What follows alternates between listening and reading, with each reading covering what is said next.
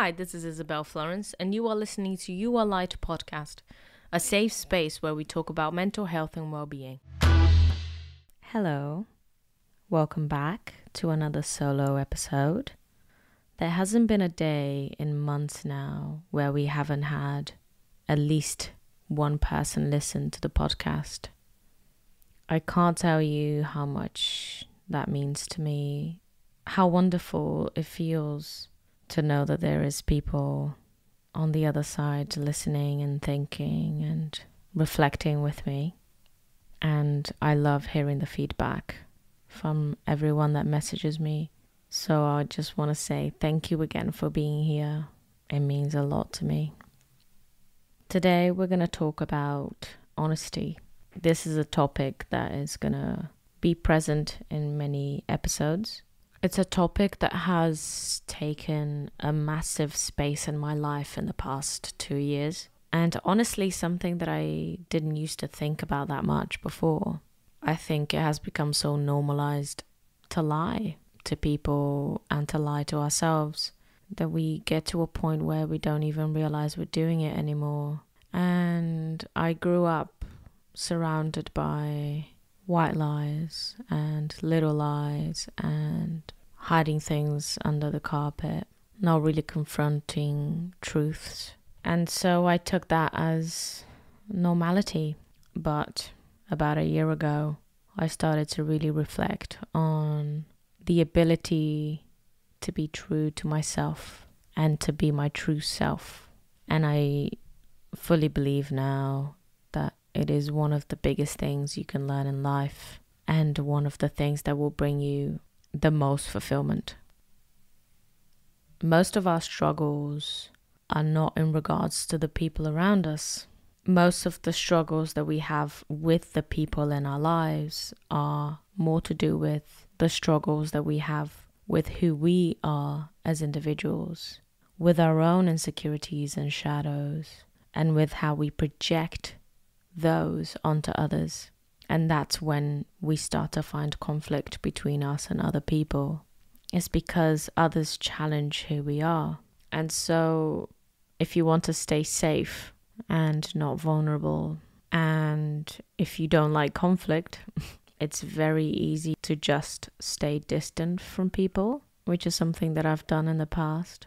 But it means that at some point you will realize you're not being honest with yourself or with those around you. And that causes pain.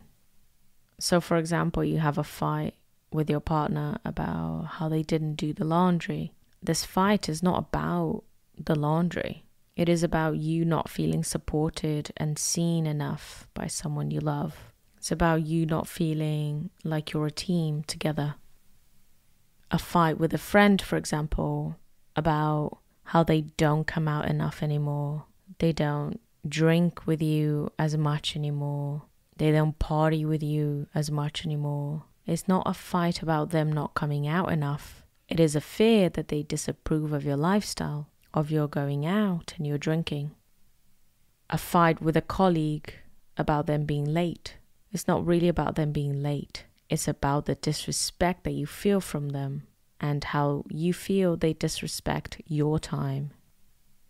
So every time you find yourself in conflict with someone else or having deep feelings, negative feelings about someone else, before you react, look within, understand where that feeling is coming from with truth and with honesty, so you can relate to them what is actually underneath this fight or this struggle. There is so much that goes on in between the lines of every interaction. And I think to be able to be truthful with yourself about who you are, about how you feel, you have to really understand that space in between the lines. What is it about what someone said to you that triggered you? What do you think that means to you? Is it because it means that they see you in a way that you don't want to be seen?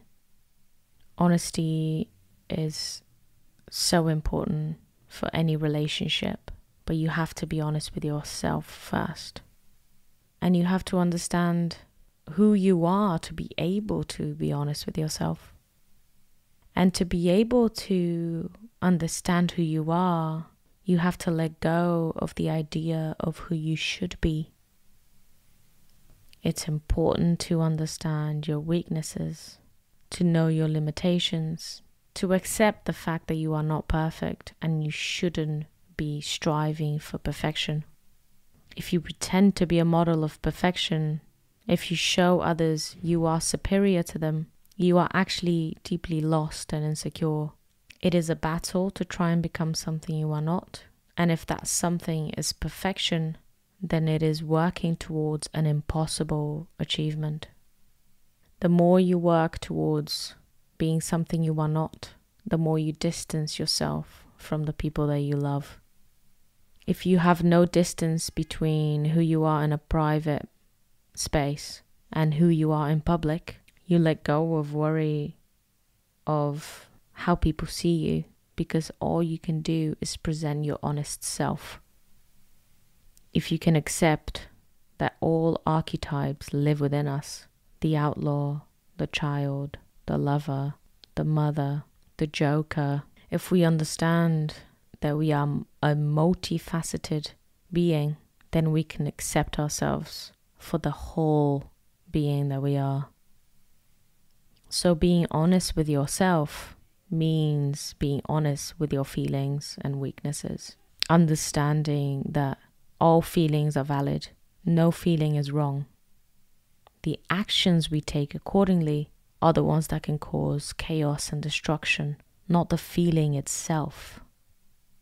The feeling is natural. So being honest with yourself about your feelings of anger, jealousy, sadness, insecurity just means that you're more honest with yourself about who you are, about how you feel. And as you accept these, you accept yourself, you show your true self to the ones you love, your relationships will be more authentic and profound. You will build true trust between you and the people around you. And it's not easy.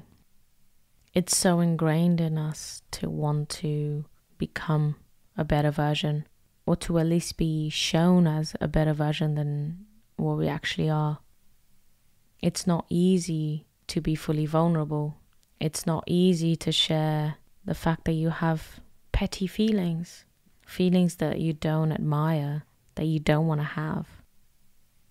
But by letting go of who you think you should be, of the feelings you think you should feel, you can be who you are. And this is the biggest freedom. And this is the way to feel the most connected with those around you. It's really important also to be able to share with those around you what you need from them. Women have come to believe that their partners should know what they need. It's very easy for me to say that as a woman who has watched romantic comedies, read romantic stories, has listened to fairy tales, there's this misconception that the person we are with should know what we need, should know what we want, because it is portrayed as if all women want the same thing, but we don't. All of us human beings are different, are unique. We all need different things. So when you understand that you have to make it clear to the person you are sharing your life with, look, I didn't get enough of this in my childhood. For me to feel seen, to feel loved, because I didn't, I need you to do this and that. It makes any exchange in a relationship more authentic and more caring, because you understand where the person's coming from. It brings compassion to the relationship.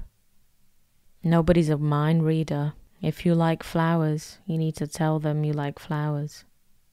If you'd rather spend an hour talking to each other with no technology involved, then you need to tell them. If you need from them emotional support, you need to tell them. If you need them to listen to your problems without offering solutions, then you need to tell them. And this goes with any relationship, with any gender. I've been in relationships with women, and it's the same thing. Honesty about how you feel and what you need makes the base of a very, very loving relationship, very caring.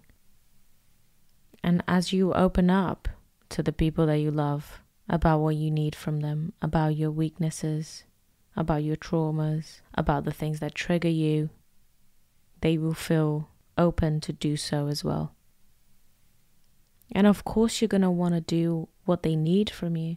All you want is for them to feel safe, to feel loved, to feel cared for. So with any relationship, honesty with yourself and honesty with them. It doesn't mean you have to be brutal. It doesn't mean you have to be violent with your words or careless. It's actually very important to be soft, to be careful. But it's being careful about how you say something, not necessarily about what you say. We all deserve honesty, and you deserve your honesty for yourself. You deserve to live your life as your full, true, beautiful, unique, powerful self. And nobody can tell you what that means but yourself. I spent so much of my life mirroring what I thought people wanted from me, and it was so draining. It meant that I couldn't spend much time with some people because I felt exhausted after.